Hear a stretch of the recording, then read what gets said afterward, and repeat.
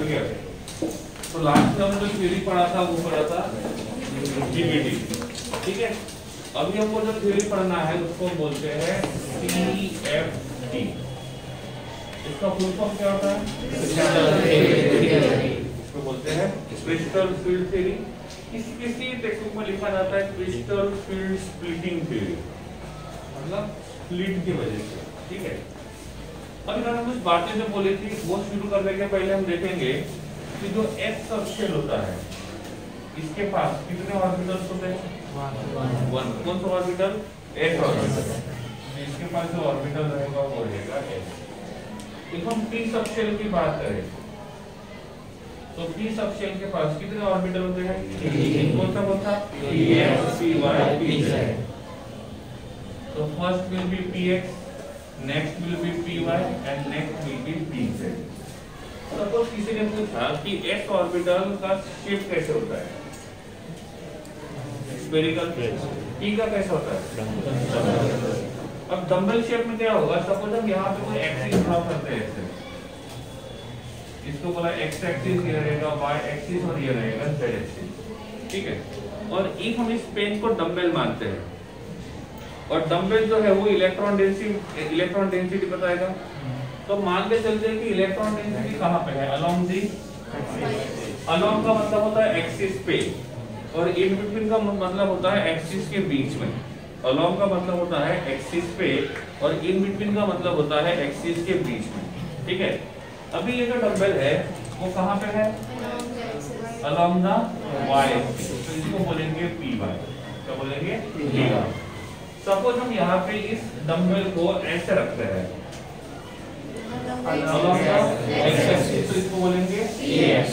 Suppose इसको यहाँ रखेंगे तो इसको बोलेंगे pz। तो px रहेगा, py रहेगा या pz रहेगा, ये डिपेंड करता है कि वो जो इलेक्ट्रॉन डेंसिटी है p ऑर्बिटल का वो कौन से एक्सिस पे है। और p ऑर्बिटल में ऐसा होता है electron density only along the axis होता है, इन बिटवीन एक्सिस होता ही नहीं है। ओनली कहाँ पे होता है? Along the axis. और एक्सिस कितने होते हैं? 3। कौन से? x, y और z। तो if electron density present along the x axis it is called as px, electron density present along the y axis it is called as py, if electron density present along the z axis that is called as pz। तो x y z क्या होती है वो बता दिया है। ऐसे ही जब हम लोग d ऑर्बिटल के बारे में बात करते हैं तो d के पास कितने ऑर्बिटल होते हैं? 5। कितने होते हैं? 5, ठीक है। एक बार फिर से एक बार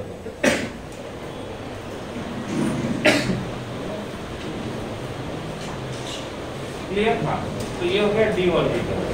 अब डी के पास हम लोग नंबर ऑफ ऑर्बिटल्स देखेंगे। किसके पास? डी के पास। तो डी के पास टोटल नंबर ऑफ ऑर्बिटल्स होते हैं 5। डी के पास टोटल नंबर ऑफ ऑर्बिटल्स रहेंगे 5। पहला जो होता है वो होता है dx, दूसरा होता है dy, फिर होता है dx, फिर होता है dx² डैश y² और फिर होता है dz। तो टोटल कितने ऑर्बिटल्स होते हैं? 5। इनमें से जो dz² है it is the combination of dx² minus x² dash z² and dy² dash z²। इन दोनों का कॉम्बिनेशन होता है और दोनों का कंबाइन करने के बाद क्या बनेगा? dz²। क्या बनेगा? dz²। अब ये जो d ऑर्बिटल होता है इसमें दोनों पॉसिबिलिटी होती है। शेप कौन सा होता है? Double double. तो यहाँ पे अलोंग द एक्सिस भी होता है और इन बिटवीन द एक्सिस भी होता है। जैसे P में क्या होता है? Only along the axis. C में ऐसा नहीं होगा। P में दोनों पॉसिबिलिटी होती है, अलोंग द एक्सिस भी होता है और इन बिटवीन द एक्सिस भी होता है। एग्जांपल के लिए मैंने यहाँ पे एक्सिस ड्रॉ की है, only 2 axis x and y, only 2 axis x and y, ठीक है। अब ये तो x और y एक्सिस की हम बात करेंगे, यहाँ पे मैं एक और x और y एक्सिस ड्रॉ करता हूँ। This is x axis and this is y axis. समझ में आ गया? तो x एक्सिस y एक्सिस दोनों यहाँ पे प्रेजेंट रहेंगे, ठीक है। शेप कैसा होता है? डंबल या डबल डंबल? तो ये मेरा एक डंबल है और ये मेरा दूसरा डंबल है। कितने डंबल हो गए? 2। तो इसको हम बोलेंगे डबल डंबल, हो गया। अब ये दोनों के दोनों डंबल जो है मैंने ऐसे रखे, इन between the axis, along the axis. कौन से एक्सिस पे? एक्स और वाई। तो इसको रीड कैसे करेंगे? Electron density present along the X axis and Y axis. सही है गलत? पक्का? इसको क्या रीड करेंगे? Electron density present in between X axis and Y axis. समझ में आ गया? नहीं समझा? ठीक है। ड्रॉ करेंगे तो कैसे दिखेगा? इसको हम ऐसे ड्रॉ करेंगे, ये हमारा एक डंबल है और ये हमारा दूसरा डंबल है। रीड कैसे करेंगे? Electron density present along the X axis along the Y axis. समझ में आ गया? यहाँ पे जो इलेक्ट्रॉन डेंसिटी है वो अलोंग द एक्सिस नहीं, वो कहाँ पे है? In between the axis. तो इसको रीड कैसा करेंगे?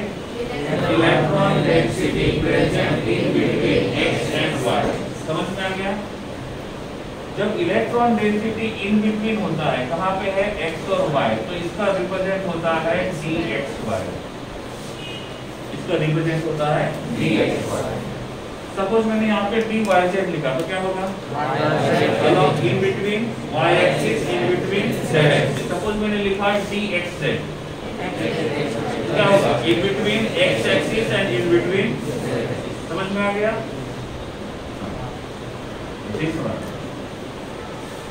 along the x axis along the y axis, इसको लिखेंगे dx square dash y square। समझ में आ गया? सपोज मैं लिखता हूँ dx square dash z square, इसका मतलब electron density present along the x axis and z axis। थोड़ा और चेंज करता हूँ और लिखता हूँ मैं dy square dash z square। क्या होगा? Electron density present along the y axis along the z axis. But होता ऐसा है, इन दोनों को कंबाइन करने के बाद क्या मिलता है? dz square. क्या मिलता है? dz square. ठीक है।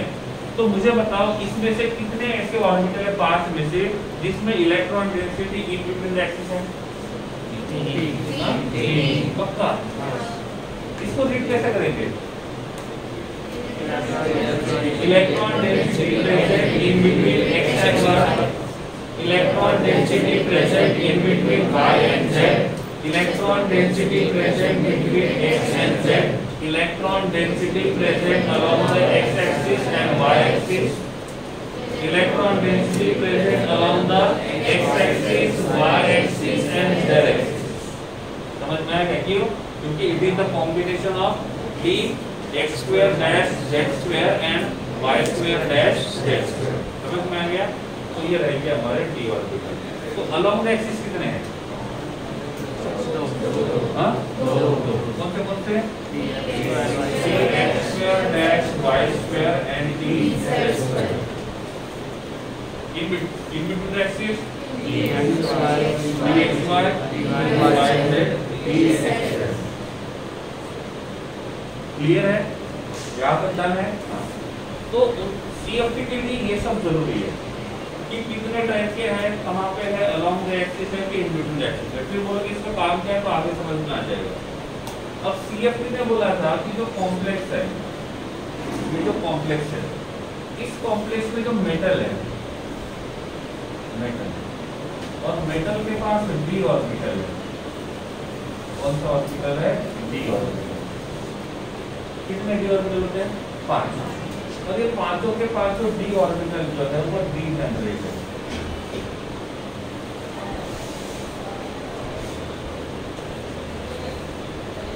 कौन से है? d generate. What is the meaning of d generate? Same energy. The orbitals having same energy is called as d generate. Example के लिए सपोज मैं यहाँ लिखता हूँ 1s, इससे ज्यादा एनर्जी किसका रहेगा? 2s। से ज्यादा एनर्जी रहेगा 2p का। अब इस s के पास कितने ऑर्बिटल होते हैं? 1 और 2s के पास और p के पास ये रहेगा px, ये रहेगा py, ये रहेगा pz। क्या 1s और 2s का एनर्जी सेम है? नहीं। क्या 2s और 2p का एनर्जी सेम है? क्या 2px और 2py का एनर्जी सेम है? 2py और 2pz का एनर्जी सेम है, इसका मतलब इन तीनों को क्या बोलेंगे, क्या बोलेंगे। किसी ने पूछा what is the meaning of degenerated orbital, का आंसर क्या आना चाहिए, the orbital having same energy similar energy is considered as a degenerated orbital. ठीक है, तो ये CFT ने बोला था कि मेटल के पास जो d ऑर्बिटल्स रहेंगे वो कैसे रहेंगे, कैसे रहेंगे। पर इतना लिखो, पर इतना देख लो पहले, नहीं समझा तो पूछो।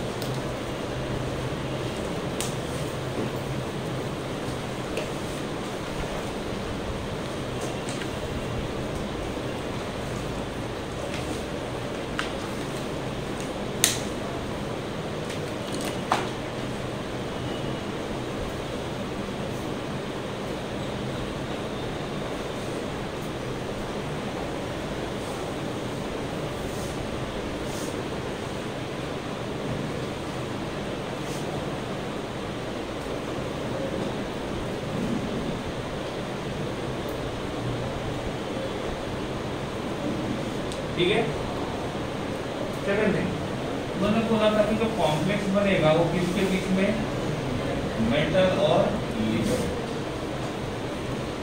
और उन्होंने बोला था कि मेटल और लिगेंड दोनों के दोनों पॉइंट चार्जेस का काम करेंगे।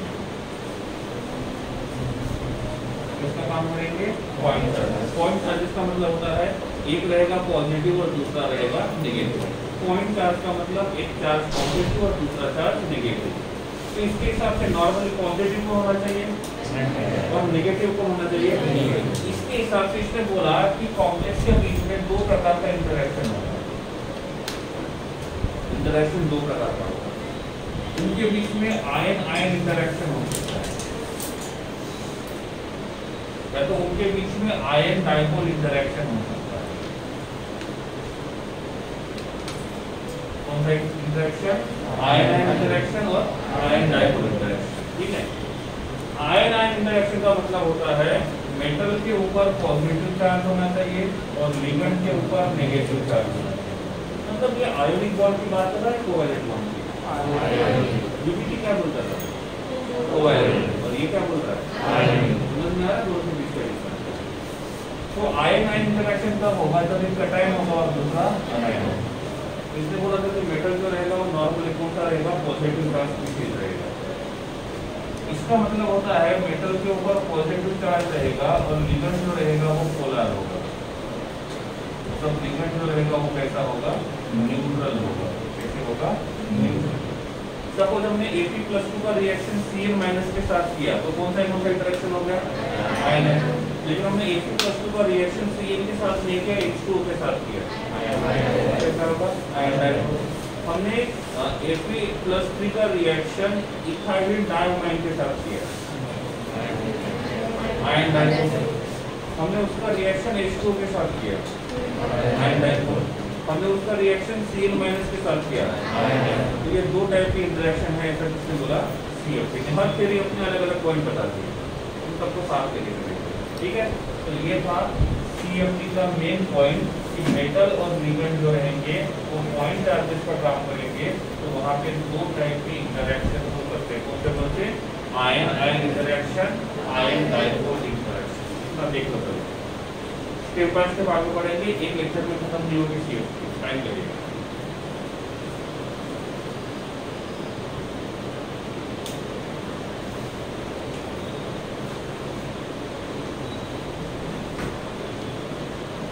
क्लियर है,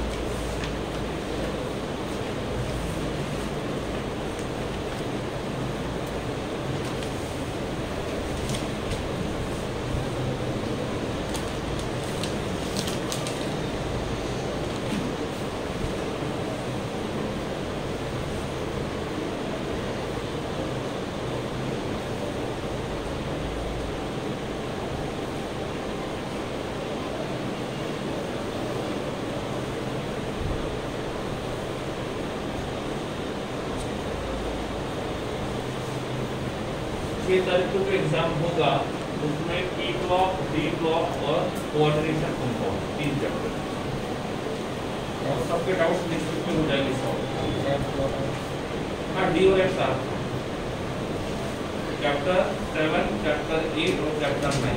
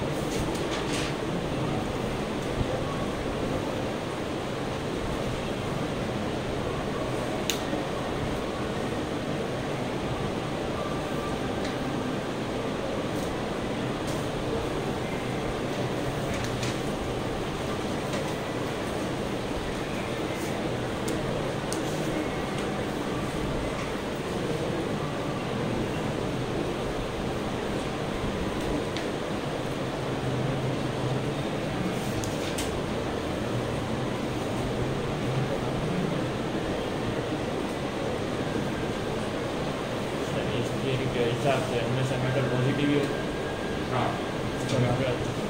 कई बार हो सकता है, लेकिन इससे काउंट क्या है मोस्ट ऑफ द टाइम हो मतलब सर ये न्यूट्रल का काउंट करता है? न्यूट्रल को काउंट नहीं करता है और ये बोलता है कि वो पॉजिटिव चार्ज होना है।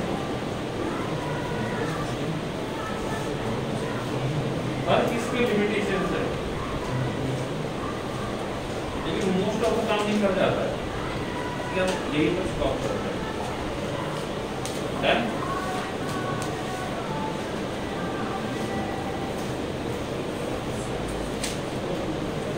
कॉपी क्लोज करो।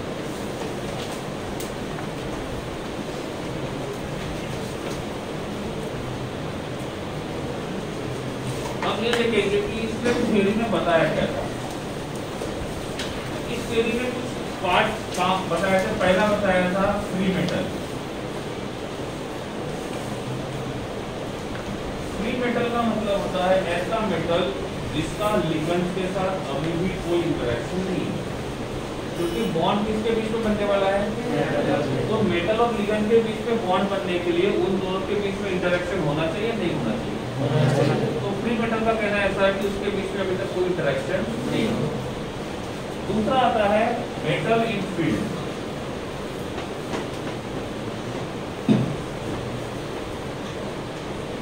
मेटल इन फील्ड का मतलब अब लिगेंड्स और मेटल्स दोनों एक दूसरे के पास आना शुरू कर दिए, तो इनका इंटरेक्शन होगा या नहीं होगा?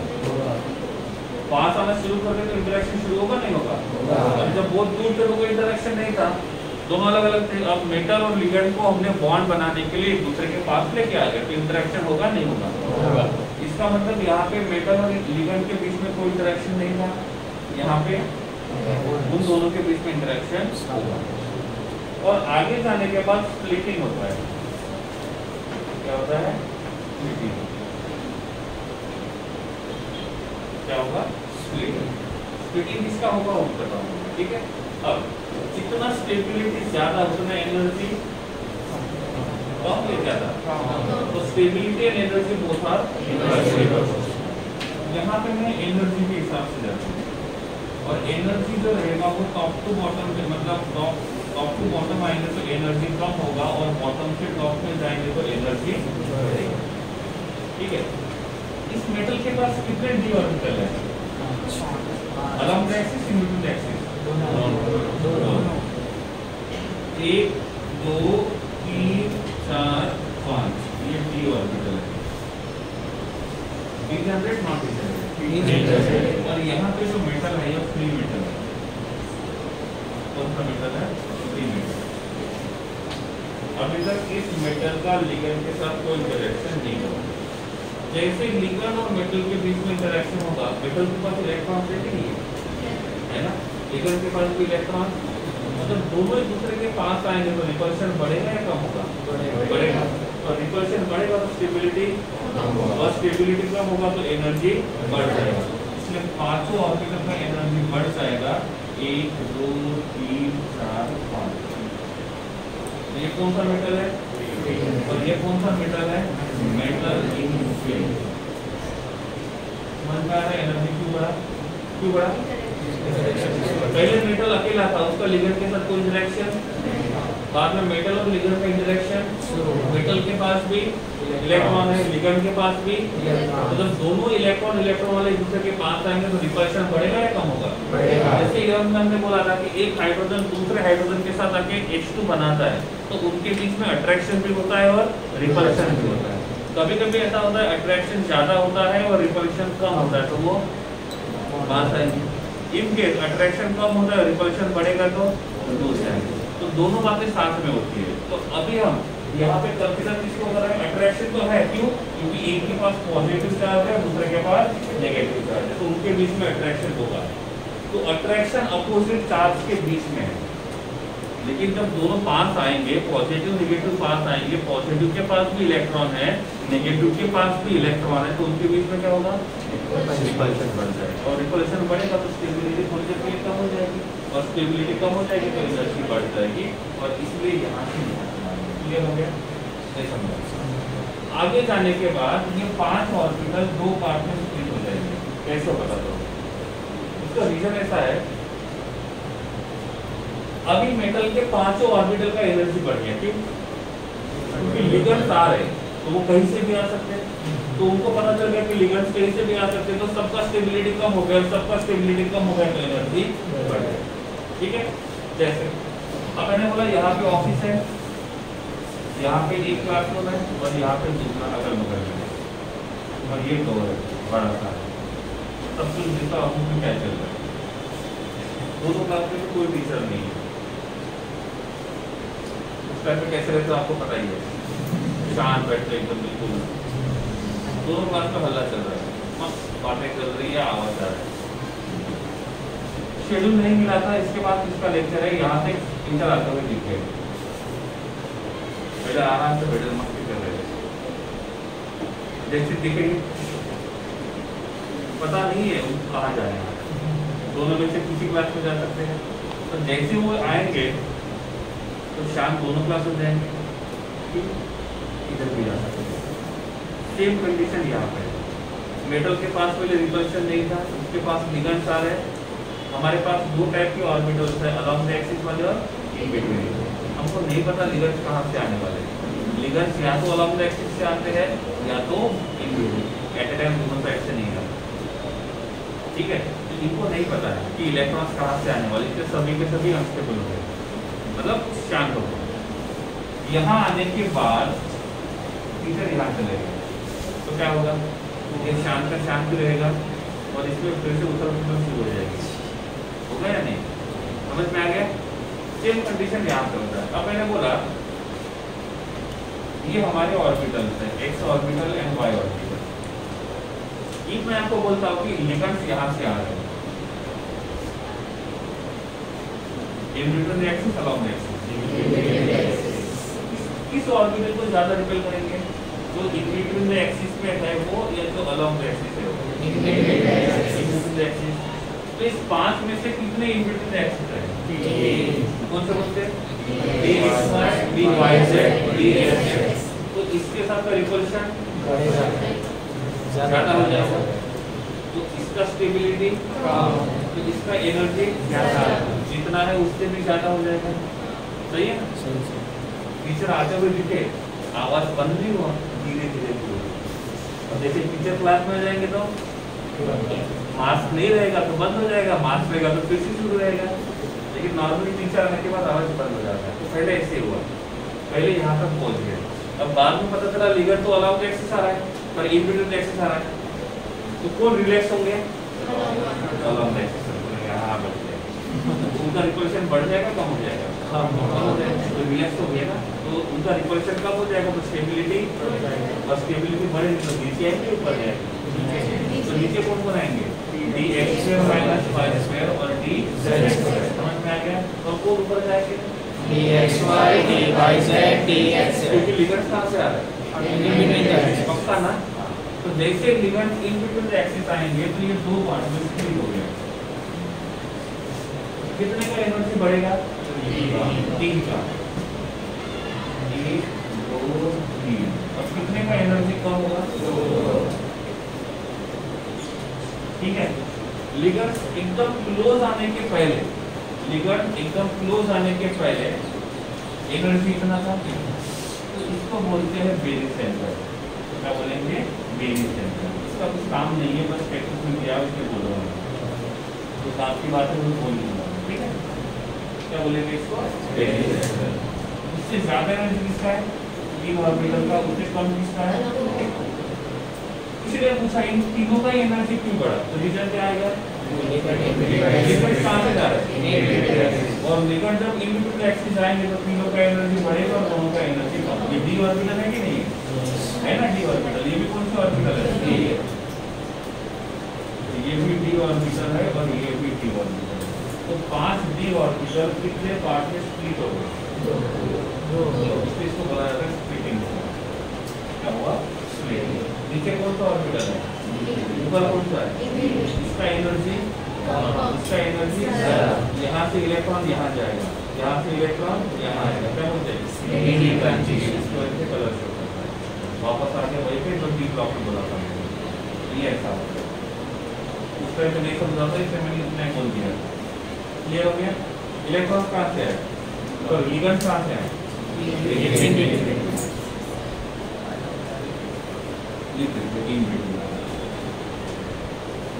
अब दूसरा अलाउड है, शुरू यहीं से होगा। क्या लिखेंगे? 1 2 3 4 5। इसको बोलते हैं फ्री मेटल। इसलिए पूछा फ्री मेटल का मतलब क्या है? किसका ध्यान है किसका नहीं है सब पता है। आज उस क्लास में एक को पूछा नहीं आया तो पढ़ाया था, उसको लिखने के लिए दिया 3-4 पेज का टेक्स्ट बुक में। ध्यान रखना, ठीक है? तो बोल रहे हैं तो ध्यान देना है और समझना है। ध्यान कहाँ पे है सब पता है। इसको क्या बोलेंगे? Metal instability. पहले इलेक्ट्रॉन्स कहाँ से आए थे? अब कहाँ से आएंगे? इस 5 में से किसका एनर्जी बढ़ेगा? और किसका कम होगा? स्प्लिट 2 पार्ट में। ऊपर कितने रहेंगे? नीचे कितने रहेंगे? समझ में आ गया? नहीं आया? बीच वाले को क्या बोलेंगे? ये कौन है? ये कौन है? यहाँ का इलेक्ट्रॉन, यहाँ से इलेक्ट्रॉन, क्या बोलेंगे? समझ में आ गया? क्या ये तीनों का एनर्जी सेम है? इन दोनों का एनर्जी सेम है? इन तीनों को क्या बोलेंगे? इन दोनों को क्या बोलेंगे? ये डीजनरेट है। समझ में आ गया? यहाँ पे कितने ऑर्बिटल डीजनरेट है? यहाँ पे कितने नहीं? समझ में आ गया? आगे बढ़ते हैं। तीन सिंबल यूज करते हैं, ए, ई और T2। ये सिंबल है, ठीक है? क्यों है इसका कोई रीजन नहीं है, ठीक है? क्यों है वो बता दूंगा मैं, ठीक है? ए का मतलब होता है जब एक ही ऑर्बिटल का एनर्जी सेम होता है, एक ही सेम एनर्जी वाली एक ही ऑर्बिटल है, तो उसको रिप्रेजेंट करेंगे ए से। इससे रिप्रेजेंट करेंगे ए। तो x के लिए a का सिंबल यूज कर सकते हैं क्योंकि s के पास 1 s के पास एक ही ऑर्बिटल है, तो s को क्या किससे रिप्रेजेंट करेंगे? a से। जब दो ऑर्बिटल का एनर्जी सेम होता है तो उसको रिप्रेजेंट करते हैं e से। किससे रिप्रेजेंट करेंगे? e से। और जब तीन ऑर्बिटल का एनर्जी सेम रहेगा तो उसको रिप्रेजेंट करेंगे T2 से। किससे रिप्रेजेंट करेंगे? T2। ये आपको बियॉन्ड द स्कोप है, ध्यान नहीं देना है, सिंबल का मतलब क्या बोला है वो ध्यान रखना है। ए कब यूज करेंगे? एक ही ऑर्बिटल का एनर्जी सेम होगा। ई कब यूज करेंगे? उसका एनर्जी सेम होगा। और T2 कब यूज करेंगे? ठीक है, तो यहाँ पे कौन सा सिंबल यूज करूंगा? T2। और यहाँ पे E, यहाँ पे T2 और यहाँ पे E। समझ में आ गया? क्लियर है? और कुछ बातें तो अभी आपके स्कोप के बाहर है। मैंने आपको सिमेट्री पढ़ाया था। कौन सा सिमेट्री? Plane of symmetry. क्या पढ़ाया था? Plane of symmetry. ये अकेली टाइप का सिमेट्री नहीं होता है, यहाँ पे एक और होता है। एक आता है सेंटर ऑफ सिमेट्री और दूसरा आता है पॉइंट ऑफ सिमेट्री। ग्रेजुएशन में तो पोस्ट ग्रेजुएशन में आएगा, अभी स्कोप नहीं आपको, ठीक है? सेंटर ऑफ सिमेट्री और ठीक है। इसका मतलब होता है किसी भी सेंटर से लाइन ड्रॉ करोगे तो भी वो सेम ही दिखेगा, इसको बोलते हैं सेंटर। पॉइंट का मतलब किसी पॉइंट को पकड़ कर उसको गोल गोल घुमाओगे तो भी वो क्या करेगा, सेम स्ट्रक्चर शो करेगा, उसको बोलते हैं पॉइंट ऑफ सिमेट्री।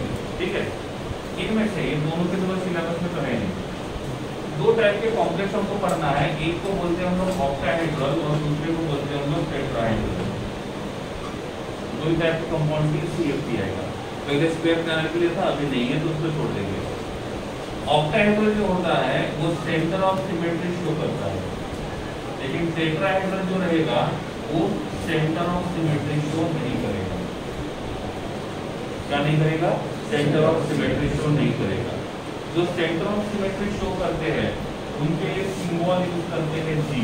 कौन सा सिंबल यूज करेंगे? जी। और जी का मतलब होता है जीरे।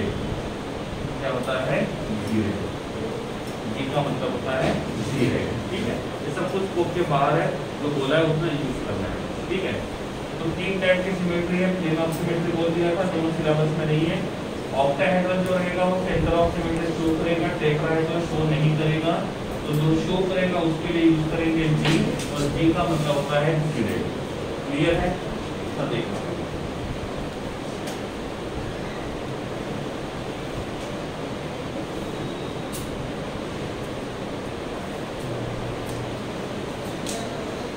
ये किसके लिए है? और ये अब क्वेश्चन ये है कि सर मॉलिक्यूल देख के हम कैसे पता लगाएंगे? वो अलाउंड एक्सिस है, देखिए दोनों को लिखा तो नहीं जाएगा, आप पूरे टेक्स्ट में ढूंढ लो, कहीं पे लिखा नहीं होगा इस कॉम्प्लेक्स में अलाउंड एक्सिस लिगेंड आया है या इसमें इनविजिबल एक्सिस लिगेंड आया है, पता कैसे चलेगा?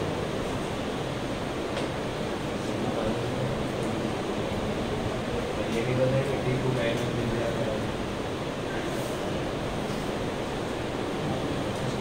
ये पता चलेगा उसके ज्योमेट्री से कोऑर्डिनेशन नंबर। ये कोऑर्डिनेशन नंबर 4 है, मतलब उसको बोलेंगे टेट्राहेड्रल। और कोऑर्डिनेशन नंबर 6 है तो O8 याद रखना है। ऑक्टाहेड्रल में लिगेंड्स हमेशा अलाउंग द एक्सिस आते हैं।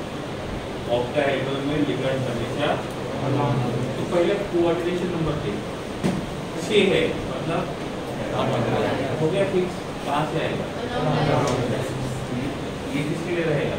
ऑक्टाहेड्रल। 4 रहेंगे तो क्या होगा? ये किसके लिए रहेगा? टेट्राहेड्रल तो है नहीं, तो दिया किसके लिए है? टेट्राहेड्रल। तो ऑक्टाहेड्रल में लिगेंड्स हमेशा अलाउंग द एक्सिस आएंगे और टेट्राहेड्रल में लिगेंड्स हमेशा इनविजिबल एक्सिस। इन दोनों में से कौन प्लेन ऑफ सिमेट्री को पॉइंट ऑफ सिमेट्री शो करता है? सेंटर ऑफ सिमेट्री कौन शो करता है? तो उसको लगाएंगे जी, तो T2 जी बनेगा और ये EG बनेगा। यहाँ पे जी नहीं लगेगा, किसी पूछा क्यों नहीं लगेगा तो लेकर कर लेंगे। सेंटर ऑफ सिमेट्री शो करता है, ये सेंटर ऑफ सिमेट्री शो नहीं करेगा, इसलिए वहाँ पे जी लगाएंगे, यहाँ पे जी नहीं लगाएंगे। तो दो टाइप के मॉलिक्यूल के लिए हमने CFT का डायग्राम ड्रॉ कर दिया। किसके किसके लिए? टेट्राहेड्रल और ऑक्टाहेड्रल। इतना देखना है, कुछ नहीं समझा तो कुछ नहीं।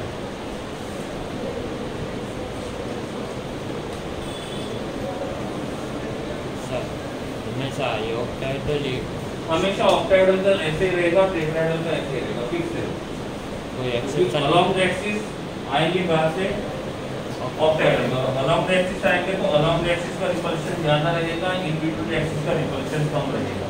टेट्राहेड्रल में हमेशा कहाँ से आएंगे? इन बिटवीन द एक्सिस, तो वहाँ पे इन बिटवीन द एक्सिस वाले का रिपल्शन ज्यादा रहेगा और अराउंड द एक्सिस का रिपल्शन कम रहेगा। आपने COS का मतलब क्या बताया? COS centre of symmetry. उसका मीनिंग? उसका मीनिंग होता है कि कहीं पे मतलब आप उसको घुमाओगे और किसी भी एंगल से, मतलब एक सेंटर में से लाइन ड्रॉ करो और लाइन ड्रॉ करने के बाद उसको घुमाओगे तो हर साइड से आपको सेम दिखाई देगा। सिंपल ऑक्टाहेड्रल को दिखाओ और दोनों एक्सियल एंगल को देखो, लिगेंड को, और उसको घुमाओ, हर साइड से आपको सेम ही स्ट्रक्चर दिखाई देगा। जो कहाँ पे नहीं होगा? टेट्राहेड्रल का नहीं होगा। इसलिए हम ये मानते चलते हैं कि ऑक्टाहेड्रल जो रहेगा वो सेंटर ऑफ सिमेट्री शो करेगा और टेट्राहेड्रल शो नहीं करेगा।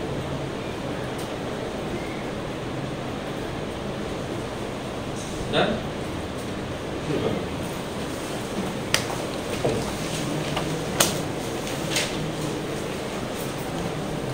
आधा हुआ है, आधा बाकी है।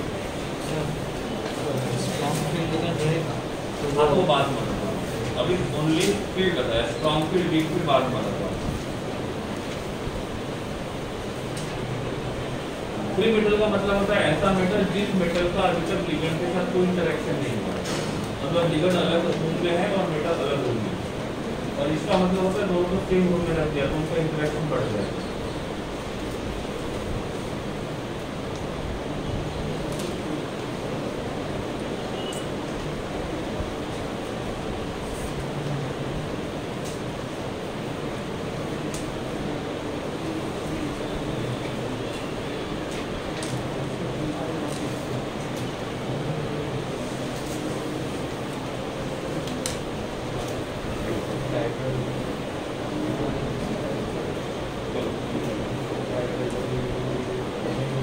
ऑक्टाहेड्रल में लिगेंड्स हमेशा अलोंग द एक्सिस ही आते हैं, तो वो हमेशा अलोंग द एक्सिस वाला ही, मैंने बोल दिया है ऑक्टाहेड्रल में लिगेंड्स हमेशा अलोंग द एक्सिस आते ही है, फिक्स है।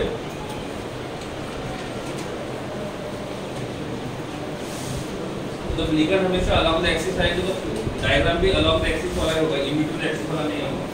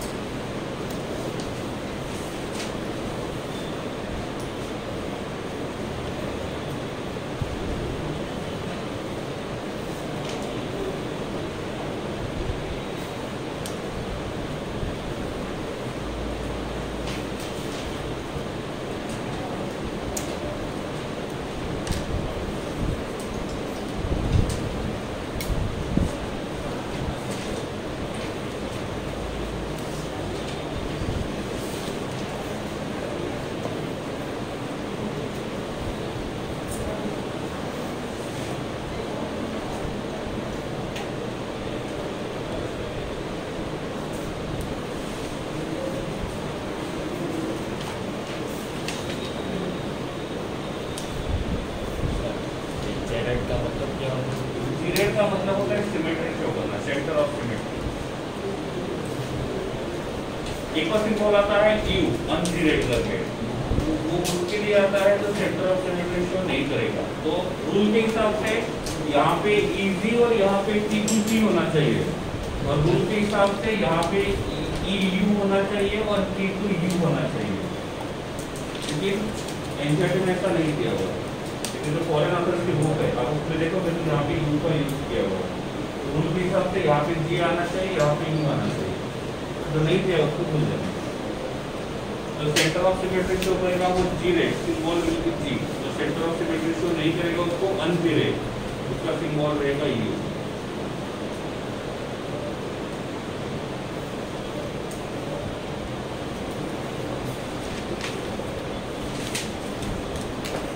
ठीक है, क्लियर है ना?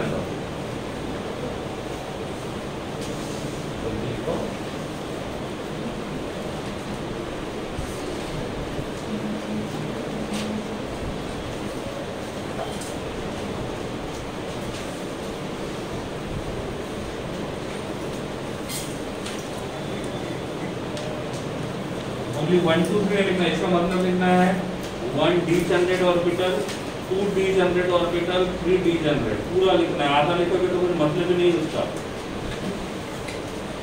जीरो है वो फिर। 1 degenerate, 2 degenerate, 3 degenerate, plane of symmetry, centre of symmetry, point of symmetry.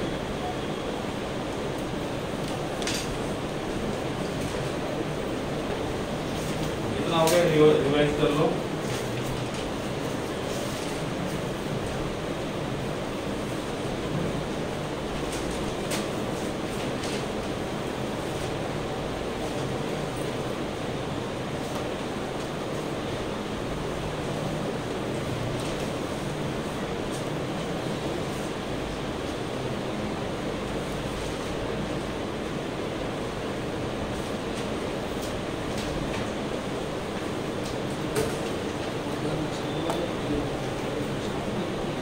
साथ में, हाँ इधर सिंबल है वो साथ में, E के साथ G आएगा, T2 के साथ G आएगा, T2G EG। रीड भी ऐसा करेंगे, EG T2G।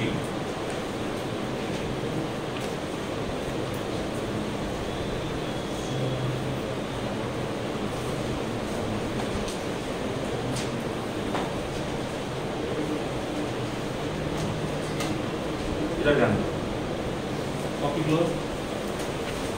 सपोज मैं मान के चलता हूँ कि ये D3 है, ये D2 है, क्या होगा? पहला इलेक्ट्रॉन यहाँ आएगा, दूसरा इलेक्ट्रॉन यहाँ आएगा। इसको लिखेंगे ऐसे E2 E20। इसका मतलब E के पास कितने इलेक्ट्रॉन्स है? 2, और T2 के पास कितने इलेक्ट्रॉन्स है? 0। सपोज हम यहाँ पे D2 को यूज करते हैं, तो पहला इलेक्ट्रॉन कहाँ पे आएगा? पहला इलेक्ट्रॉन यहाँ पे और दूसरा इलेक्ट्रॉन यहाँ पे। इसको कैसे लिखेंगे? E2G2 और EG0। इसको बोलते हैं इलेक्ट्रॉनिक कॉन्फ़िगरेशन ऑफ कॉम्प्लेक्स। तो जब भी कोई कॉम्प्लेक्स बनेगा तो उसका इलेक्ट्रॉनिक कॉन्फ़िगरेशन ऐसे लिखेंगे। इन केस में यहाँ पे लिखता हूँ D7, क्या होगा? 3 4 5 6 7। ओके, इसको कैसे लिखेंगे? E2E6EG1। इसके पास टोटल इलेक्ट्रॉन्स कितने हैं? कितने पेड है?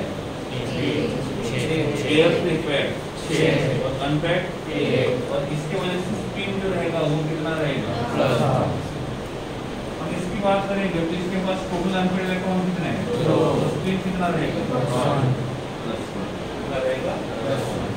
सपोज हम यहाँ पे D9 लेते हैं, क्या होगा? 3 4 5 6 7 8 9। Electronic configuration E2G5। सही है? Total number of unpaired electron, इसका स्पिन का वैल्यू कितना रहेगा? ऐसे फाइंड कर सकते हैं। ठीक है, तो कभी कभी ये भी फाइंड करने के लिए बोला जाएगा। अब क्वेश्चन ऐसा नहीं आएगा कि आपको बोला जाएगा D1 है या D3 है। कॉम्प्लेक्स दिया जाएगा, वहाँ से आपको मेटल का ऑक्सीडेशन नंबर निकालना पड़ेगा और उसके ऑक्सीडेशन नंबर से पता करना पड़ेगा कि वो D1 है, D2 है, D3 है कि D4 है, और उसके बाद ये सब कुछ करना पड़ेगा। इसके लिए हमको स्पेशली 3D सीरीज के एलिमेंट्स को पूछा जाएगा। तो जितने भी 3D सीरीज के एलिमेंट्स है उनका सिंबल और उनका एटॉमिक नंबर का वैल्यू पता होना चाहिए। सिंबल एटॉमिक नंबर पता रहेगा तो ही ये सब कुछ निकाल सकते हो, और इस टाइप का क्वेश्चन जो रहेगा वो सॉल्व कर सकते हो। जैसे मैंने लिखा ApCN/6 over charge -2, ApCN/6 over charge -2, आवाज किसी का नहीं आएगा। ये कौन से D का एलिमेंट रहेगा? देखो D कहाँ से पॉसिबल है? D0 से लेकर D10 ये पॉसिबल है। तो ये जो कॉम्प्लेक्स है ये कौन से D सीरीज का रहेगा? D0, D1, D2, D3, D4, D5, D6। तो आवाज किसी का नहीं है। ये कॉम्प्लेक्स D कौन सी सीरीज कौन सा रहेगा? D1 से लेकर D10।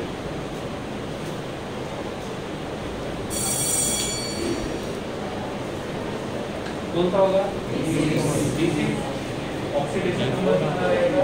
प्लस का एटॉमिक नंबर 26 क्या आता है? 3D6 4S प्लस 2 है तो S चला जाएगा, तो D के पास कितना है? 6। मतलब ये कौन सा प्लस 4 आएगा, प्लस 4 आएगा, प्लस 4, तो ये कितना रहेगा? ये किसका एलिमेंट रहेगा? D4।